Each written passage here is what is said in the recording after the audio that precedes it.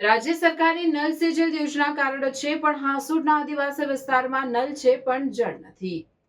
હાંસોડમાં લલિત સાગર આદિવાસી વિસ્તારમાં તત્કાલીન સરપંચ દ્વારા વિસ્તારના લોકોને પાણી મળી રહે તે હેતુથી છેલ્લા 3 વર્ષથી હેન્ડપંપ લગાવવામાં આવ્યો છે, પરંતુ તેમાંથી પાણી આવતું નથી. આ બાબતે ગામના નવનિયુક્ત સરપંચ હિતેશ પટેલને તથા તલાટી કમ મંત્રી ઝરીનાબેનને મૌખિક તથા લેખિત રજૂઆત કરવામાં આવી અને આ બાબતે ગ્રામસભામાં પણ લેખિત રજૂઆત કરેલ છે અને મૌખિક ચર્ચા કરેલ છે, છતાં આજ દિન સુધી કોઈ કામગીરી ન થતાં તે વિસ્તારના લોકો ભર ઉનાળે પાણીથી વંચિત છે.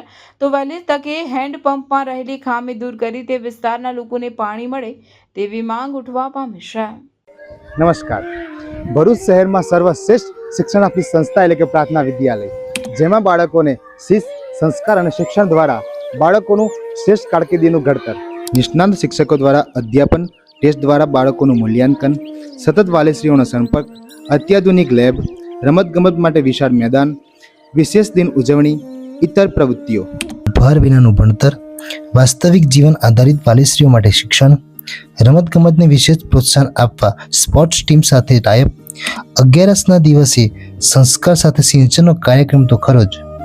અને હા, આ વર્ષે પ્રાર્થના વિદ્યાલય વાલીશ્રીઓ માટે વિશેષતા બહાર પાડે છે.